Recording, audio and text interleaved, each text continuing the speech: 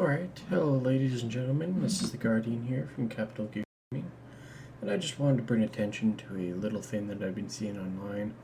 As part of my system administration courses, I was required to do some hacking courses, and a lot of it was sort of student intuitiveness and general knowledge and research. And of course, research involves going online and checking things out for yourself. So, in doing that, I noticed a lot of things online.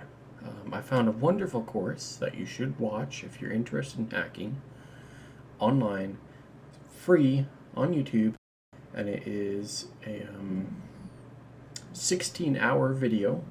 It's a full course. It'll give you all the information you need when it comes to hacking. Very, very useful. So I'm just gonna actually split this off right now. Hopefully nothing crashes when I do that. I don't normally do this. Ooh, yeah, okay, there we go. Just that's not gonna work, is it? Oh, it is working. Oh, sweet. Okay, that's good. So obviously I'm not gonna, there's a 16-hour tutorial out there for you guys. I'm not gonna get into the nitpicky bits of it, but basically I saw online a lot of tutorials about hacking a particular system, generally to do with Windows 10 or Windows 7, and it'll follow along the lines of, create the payload, get a USB or email, send the payload to the client, and have the client open the payload. And that's not wrong in all sense of things. That is essentially a virus. It's essentially a Trojan that gives, or it's closer to a rat, if anything. It gives the hacker the backdoor that he needs to access the system. But it's not real hacking in the simplest terms. Real hacking would be done over the internet, and I figured I'd show you guys how to do that, essentially. So, just to clear up some misnomers, because all over YouTube, just littering YouTube like crazy, is this really annoying create payload, use a USB to move it over to the client, and then double click it as the client. And like I said, it's not technically wrong. It just, it's so much gambling. Like, you have to ensure that the client double clicks it, and you have to ensure that they essentially see it, and that they're willing to double click it. Ugh. No one wants to actually do that. So we're gonna open up Kali Linux here. As you can see, I already have Armitage open up. We'll be taking a closer look at all this later on. Like I said, I was obviously following those videos, and I'm just like, I got to the point where I created the file. I'm like, okay, I made the file, and it's like, okay, now use your USB and connect to, it's like, what? No. The whole point of hacking is to avoid direct contact. Like, it has to do with the internet and Wi-Fi and connections made over the internet. It just kind of annoyed me, and it was so hard to find any information whatsoever about legitimately doing it. But that's why I'm doing this, because it's going to make it just a teeny bit easier to find. I'm just going to jump into it. So now it's important to understand that Kali Linux, and by extension Armitage or Metasploit by extension, they are not really designed for hacking into client systems. There are definitely lots of tools and items that you can use to hack into client systems. And Metasploit especially is not really one of them. Metasploit's actually primarily designed to hack into servers, because real hackers, they don't care about clients. There's no information that you can actually get on a client machine. On the other hand, all of the information is stored on servers. So in reality, hacking Windows 10, hacking Windows 7, is really not that useful. You're not going to get anything really out of that aside from the satisfaction of ruining someone's day or just hacking that in general. So we're not really interested in that, but because it's so littered out there with these videos, I figured I'd at least make one where it's actually doing it properly for the most part. So this particular exploit will only work on Windows 7. Windows 10 it will not work on, but Windows 7 it does, which is, to be honest, a safer bet. Still, I'd say at least over 50%, if not more, of the general user base utilizes Windows 7, so wouldn't worry about that too much. So the first thing to keep in mind is that certain things are going to have to happen in order for this exploit to happen, and they are quite unlikely to occur.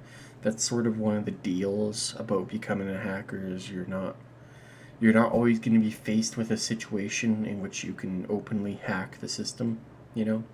That's why hackers use programs like nmapping to scan large networks to find numerous hosts, and then they try every single host, and they try numerous exploits on those hosts, and 90% of the time it's not going to work until that 10% time where it does work and they can actually crack inside, and then once they're inside they can wreak havoc. So it's more that in this situation, because I have control over this VM and both of these VMs, I've set this VM up to be cracked. I've designed it in a way so that I can go in and I can show you how it's potentially really done. Now, generally speaking, yes, if you create a payload and you have them download the payload, or if it's in an email and then they double click it and they run it, yeah, you've entered their system. Absolutely. That's probably the easiest way to do it on a client system, but you're not going to manage that on a server system. On a server system, they're just going to ignore your file. You don't run files on a server system. So that's really the main reason why Metasploit is primarily for servers, is because servers don't really get hacked any other way. You can't run stuff on them normally. So we're just going to take a quick look at the changes that I made. For one, obviously I made it a static IP. That way I could maintain connection to it if I needed to. So there's that primarily. So I know what the IP is. When we do nmapping, I will do I'll show you how to do a range. But yeah, generally the range from 0 to like 254 or something like that, or 1 to 254. In this case, I'll probably go like 136 to 138 because I know it's 138. So I'll show you how to do a range, but I'm not really going to do a big range just because I already know what I'm looking for. So the primary thing that I've done on this is I've actually disabled the firewall, as you can see right here. Now, the main reason why I did that is because I need certain ports to be open for this exploit to work. In fact, I need exactly port 455. Oh, or is it 445? No, it's 455. I need that one open in particular. And I mean, yeah, I could go in, I could add the inbound rule, and I could add the outbound rule for 445, but I just, properties, turn it off, apply OK. It was easier to do it that way than it was to just apply 2 rules to do that. I was also playing around with RDP, or not RDP, RDC, sorry. Yeah. So I opened up that port as well, if I recall. I might have closed it, I can't remember. I also opened up the FTP port, I think. Might have been an older system, I can't remember. But that's the primary port that we're going to be using. That's the main port that the exploit uses.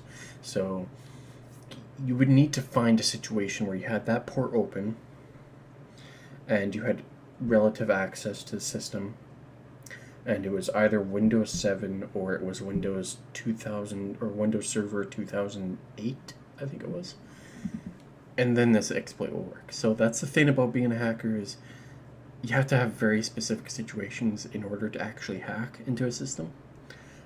So don't go on the internet and expect yourself to be able to just be like hack any operating system. It's like, no, it doesn't work like that. If you create a brand new Windows 7 operating system, it's impossible to hack it without physically going onto it. I mean, yeah, if I lock this computer and then plug a USB into it that has some programs on it, preloaded programs, it can hack it, absolutely. But in order to do it over Wi-Fi, nah, Windows 7 isn't having any of it. It won't let you. I'm sure Windows XP would, because Windows XP is, riddled with holes by now. Anyways, we're gonna move on. I'm gonna assume that you guys already know to some extent what you guys are doing. I'll be using Armitage just because why not? A bit easier, but a bit more simple. So we'll launch that. I could do it with the Metasploit terminal. It's the same thing, except for it's a little bit faster because there's no interface to render. But it is actually the same thing. In fact, if you don't believe it's the same thing, there's actually a terminal that appears at the bottom here. You can watch all the commands go through it. It's quite literally the same thing, except for you're given that here it is. There's the MSF terminal. Yeah. So if you're curious about what commands you enter in, I know them. I won't be showing you them, but I will scroll by them, and you can pause and you can take a look at what commands were used, because I'm not really going to be changing much. Anyways, so let's get through this, shall we? So we've opened up Armitage, and this is the same as Metasploit. It's just like well, it's not really the same, but it's similar. It's basically the user interface version of Metasploit, is a simple way to put it. We're going to go over to hosts and nmap scan. Nmap scanning is where you scan the ports of a internet connect or a network, and obviously it's faster done. Sorry, that's my phone. It's faster done on local internet than it is any other internet. There's obviously all kinds of different kinds of scans, intense plus UDP, all TCP parts, no ping, quick scan, ping scan, quick scan OS detect included, and comprehensive. Comprehensive, as far as I'm aware, is the most intense and heavy one you can do, and we won't be doing that one. In fact, we'll probably just be doing the UDP one. So just do a UDP one. Here's where we put in our IP range, and again, it would be basically the same if you were doing it on a... Shit, I already forgot. What are we dealing with here? 138, okay, so we'll do like 136.2.138, there you go. Normally, if you were a real hacker in the real world, you don't know what IP you're looking for. So you would have to go 254 and 0, or more realistically 1, because nobody uses the first octet as 0. It's not generally. But in this case, because I know what I'm looking for, I'm just gonna do that. It'll make it a bit faster, especially for the tutorial's sake. So it'll go through and it'll start scanning. Again, right here is basically the command you would put. Basically, it would just be nmap. You wouldn't need the DB there, but you might put $V if you wanted more details. But that's basically the exact command that you would end up using if you were to put it in regular Metasploit. And you'll see how to go through here. Take a bit of time. You have to understand it's scanning 1,000 ports on each IP, so it'll take a little bit of time. And obviously, you can imagine that if you're doing 1 through all the way to 254, and then it's 1,000 ports on each. It's like, ugh. But it'll pick up relatively soon. I don't know how much my recorder is hogging on my system. I mean, I've got my stats right here. They seem fine, so I don't think it'll affect it too much. Basically, what's going to happen is it's going to go through, it's going to start scanning all the ports. And eventually you'll start seeing all the IPs pop up, hopefully. Unless I've managed to do the RON scan. I don't think I did, but shit. Yeah, so far it's scanning at 136 right now. 137 there. It's weird that one 137 and then 136. That's kind of odd. Okay, so it's starting to go down. There we go. You're discovering ports on 138. These are the ports that are naturally open because I turned off the firewall. 445 is that one that we're looking for, I believe. Yeah. 138 is the IP of the target that we've decided to attack today. And again, these particular ports here, because of the exploit I'm using, and I'm sure many other exploits I'm using, or that can be used on this port, you'll rarely ever see this open. So, again, like I said, it's not really for clients hacking. It's more for servers, because servers hold all that sweet, juicy information that you'd want. So, it's found it all, but it still has some more stuff to do. Oh yeah, it's scanning the services that are running on it. Obviously, there's no real services aside from the operating system itself that it's running on, so there's just that. As you can see, it's also doing a stealth scan. That way we don't make as much noise as we're scanning. I believe it's a little bit slower as a result. But yeah, I felt as though it was this just because there seems to be a lot of misconception about how hacking works. You can't just hack whatever you want. I mean, there's easy ways to get hold of people's IPs, but that doesn't mean that you'll have the ability to hack them. There's even videos out there that are just like, hack any IP, and it's like, well, no.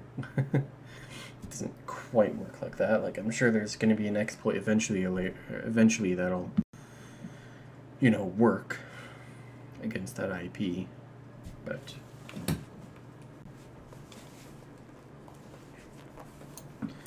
on top of that, when you're dealing with people who really know their networks, they're definitely gonna, prove as an obstacle for you.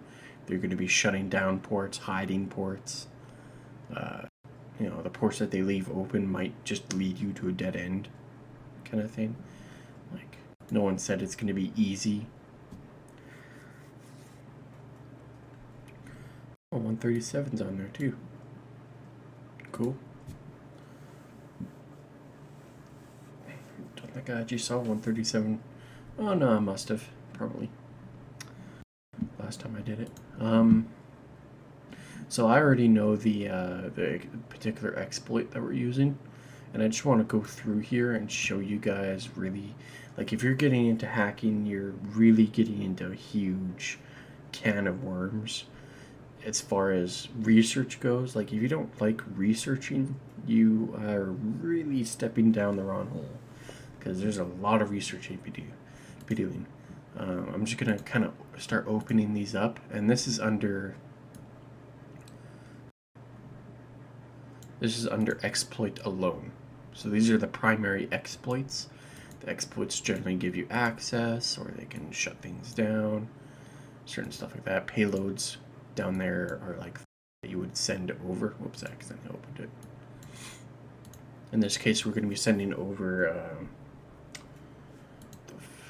what's it called? I can't remember anymore. Something meter. I'm sure it's in there somewhere. Oh, I know it's in there somewhere. It is probably under Windows. Yeah, meter, Metasploit. Metaprinter? I don't know. Whatever it is. That thing. That's the main thing that we're going to be using. It's sort of like a rat. At the end of the day, that's what it really is. It's just a remote access terminal. You can even elevate your rights from it. You can create folders, or no, you can't create folders, but you can enter a shell, which will allow you to create folders and create files and whatnot. You see, there's telnet things here. I want to do remote desktop connection through telnet. Oh, okay, I'm just gonna skip that. I'm gonna skip that one too.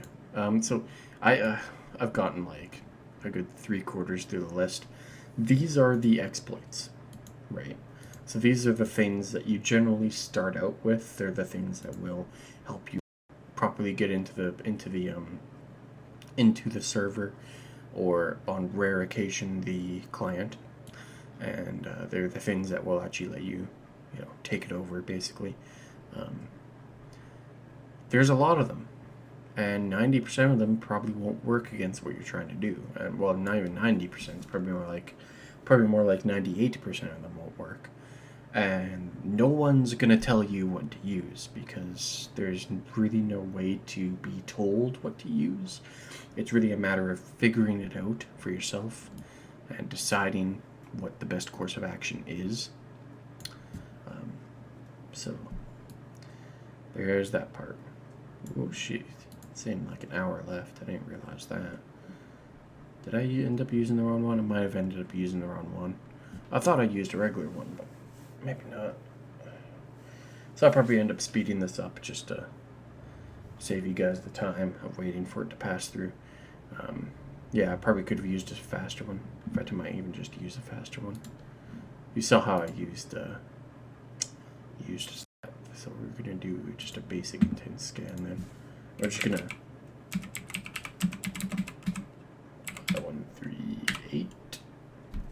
Is that right? Yeah. There we go. That's pretty much faster. Because I'm just specifying this exact port. All I need is really just this one, even though all of these are open and probably pretty dangerous to open too. So hopefully this won't take long. If it does, then I'll just speed it up or whatever. But yeah. If you get into hacking, there's a lot of research you have to do. There's, like, for example, you can go Windows Server 2008 R2 exploits, and then try and find exploits that may work on it, and that will help you find these certain things. But that by no means is gonna save you. Actually, just gonna bring this up early so that I don't have to worry about it. Where is it? There it is. Which one is it? It is under here, isn't it? Yes, it is. Okay. Alright, now I'll probably just pause the recording here and then just let it do its thing. And I'll see you guys when I see ya. Alright guys, welcome back, and as you can see, the scan has completed. I'm just gonna... Oops, sorry. Got my massive fucking triple monitor setup going, so... So you can see the scan's complete. You see it'll actually say use attacks, find attacks to suggest applicable exploits for your targets. Thank you. And as you can see, our host, or our client machine has actually appeared in our little menu here. Wow, it says Windows 2008. Alright, I mean, yeah, okay. Windows 7, was that 2008? Might have been, actually, now that I think about it. No, has to be a bit younger than that, isn't it? I don't know. It's hard to say. Anyways, here's our friend. If we right click on it, we don't get a whole lot. We get host. It just tells us host information. We can remove the host. We can set the label for the host. I wouldn't really do that. The IP is pretty good, you know, tells you what it is, the kind of operating system it's running. Obviously, it's just, you know, we could just leave it Windows. It doesn't really matter. If we go to attacks here and find attacks, it'll run through all the different exploits that is stored in here, and it'll try and find the best ones to use against the information it's gathered so far. As you can see, it'll say attack analysis complete. You will now see an attack menu attached to the host in the targets window. Happy hunting. And now we have an attack menu. Are we going to be using the attack menu? Nope. The attack menu is okay. Obviously, the more open your server is, and the more stuff that's running on your server, specifically a server, the more options you'd have in here. For example, at a lab where there was like 5 or 6 pages of these things, and I just like like traveling through them all. It's pretty horrible. So yeah, we do have this login thing. Of course, login would require a username and a password, so we can't really do that. So that's not happening. Again, we try these. If we, for example, click on this, we'll see we have a local host and the local port. Local host would be this machine, which is my Kali Linux machine. This is the IP address for it. And this is the port that this would be listening on. And you can really assign this to any port as long as it's, you know, available, and it will automatically open when it starts listening on it, so you don't have to manually open it or port forward or anything like that. This is the target machine. Obviously, it automatically picks it up. And this is the port that we're attacking. This is very important, as this would have to be a port that's actually open. If it's not open, it won't work. But we know for a fact that this is actually a Windows 7 machine. And what do we have here? Windows NT Service Pack 3, 2000 XP 2003. That is, that's not going to work. I mean, we could try. We could launch and see if it works. Yeah, I mean, it's never hurts to check. But as you see, it'll hang on sending exploit. It won't do anything. Sorry. So yeah, it's going to take a lot of guesswork and a lot of research to find out what is susceptible to the different exploits. And then you have to choose an exploit, try it, and there's a chance it still won't work. You might just end up finding out that the machine you're attacking is actually unattackable, if that makes any sense. In which case you would have just wasted a bunch of time. That's the name of the game. That's what happens. That's why, you know, for fun, I actually created a machine that I knew I could actually get into. So we're going to be using this one here, the Eternal Blue MS19010. It is a hack a exploit that was specifically designed for Windows 7, which we know it is, and Server 2008 R2. And it includes all service packs, so regardless of what server packs they have, it won't work. However, if the port that we attack is blocked, in this case 445, it ain't gonna work. So they need to have 445 open, as well as certain no particular restrictions on the port as well. Obviously they need to allow people just to basically go through the port. If they have restrictions on that, you'd have to find another way through. We have to manually put it in this time because it's not in the recommendations list. Never is. So this is the part where all those tutorials online, all those YouTube videos falls apart. Because they have you create a file, send the file over, then double click the file. Oh, okay, I'm going to click launch. Wait for a bit. As you can see, it's going through. Establishing the connection. Target OS is valid. And sending all but last fragment. As you can see, it's going through. And you watch this little symbol here. Soon it's going to be changing. Hopefully, if it all works out fine. Now this is running without any proxy chains or VPNs or without any additional things. Like, this could be running a lot slower.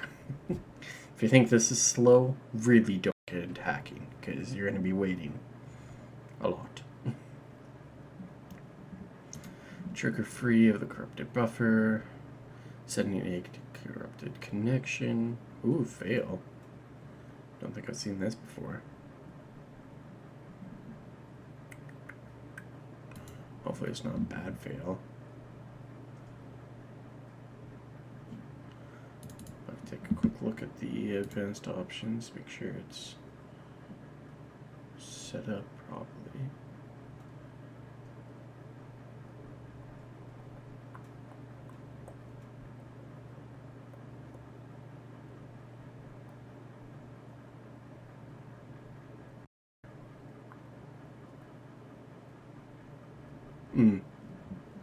Probably was using a reverse connection. Yeah, I think so. Let's try that. It's good for one of those two. You never know. Make a small little mistake here or there.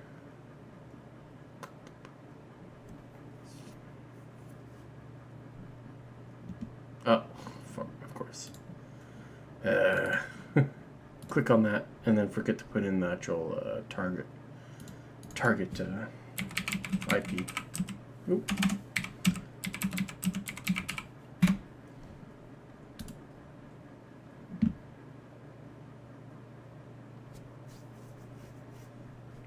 So hopefully this works. Otherwise I'll feel like a real fucking idiot. Ugh.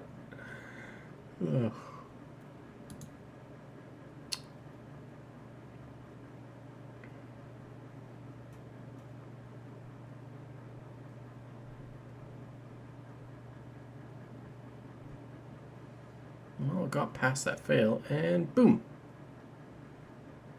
There you go. We have officially hacked the system.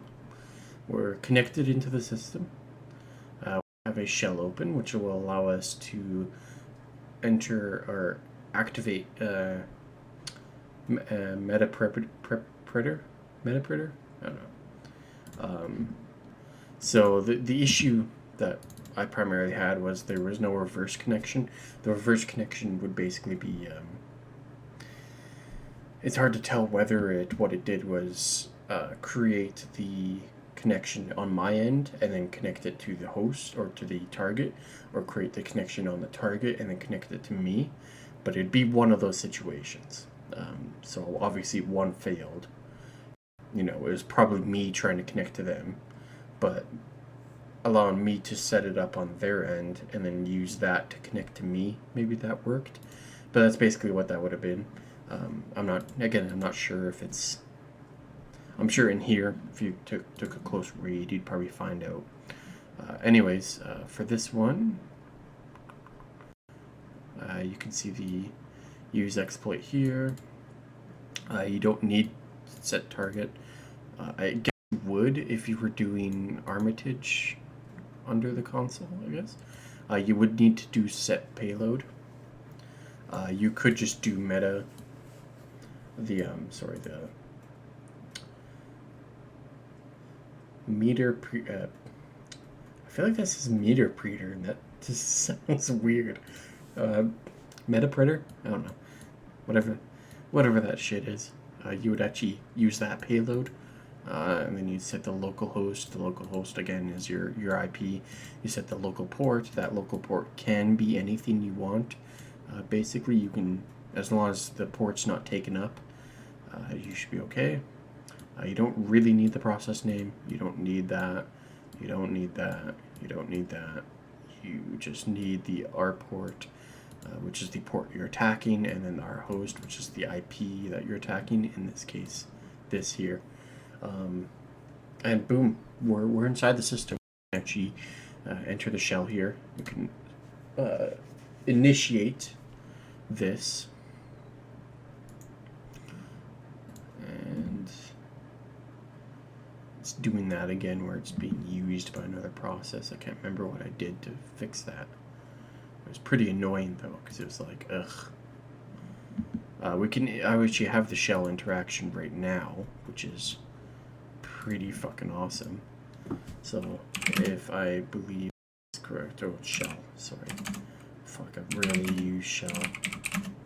Whoops. No, I fucking almost never use shell. I should use shell. Consider what I'm doing. See if we can... How do I fix that? I fixed it before, and now I can't remember. Been too long. Oh, that's right. I think it went under... Was it services? Yes, I believe so. And then I found... What was it? No, that's not the right one. I wanted to find jobs, I think it was. Yes. And then kill that. And then I should be able to open this, because it's... I think it was using it on the same port. For some reason, I'm not entirely sure why it does that. I guess... I don't know why it does that, but it does that for some reason. Now you can see that this is here. This basically just lets us... Well, it lets us take everything. We've officially hacked the system. Time to take my pills. Anyways, so with Metasploit, God, that sounds so wrong. Somebody has to tell me how to pronounce that, because that's actually bothering me. But this is what people think of when they think of hacking. We can actually do the dumping of hashes, which will allow us to... that there was a specific one for that. Maybe it was this then. It'll actually allow us to specifically steal passwords and account information. Obviously, we could browse files. You can even do a webcam shot. So if somebody has a webcam attached to the server or to the computer, in this case the client, you can actually take a picture through it, which is kind of scary, but it is. Take a screenshot. So right now, if I were to take a screenshot, I would just get this as a screenshot, which is pretty cool. Just to prove that we are connected, I'm going to go to sysinfo. And you can see we are Windows 7. The name is PC. It's 64-bit English work group. Logged on 2 users, of course, because it's going to detect me, I imagine, is the case, because there's only 1 user on this. So, there you go. We hacked Windows 7. Like, legitimately hacked it, not, you know, gave them a virus, which then let us gain access to it. I noticed a lot of people, including me, were getting a little peeved about that. So, killing it would just kill the actual connection with Metasploit. That's gonna bother you guys too. I just know it will. I mean, I don't blame you. Fuck. And yeah, desktop VNC. I want to see what that's like. Don't think I've seen that before. Ooh.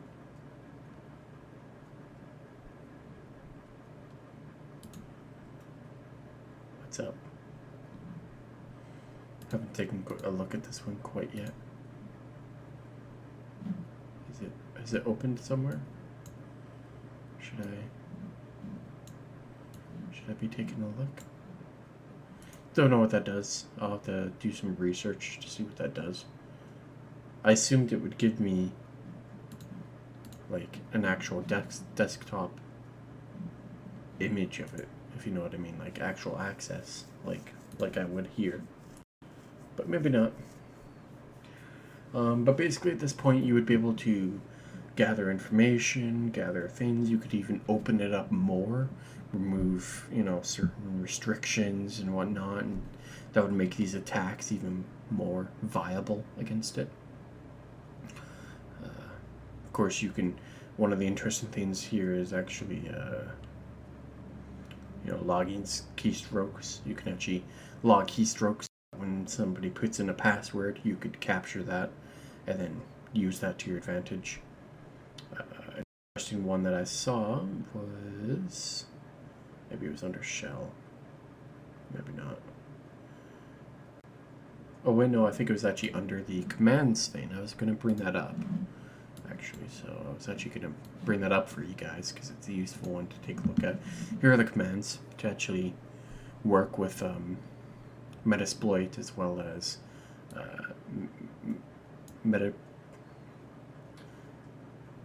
Metapredator? I don't know. I believe one of the interesting ones I saw was the ability to, where was that? Upload? Yes. Download/upload allows you to move files to and from the target machine. So you could actually move in more viruses, more backdoor things like rats.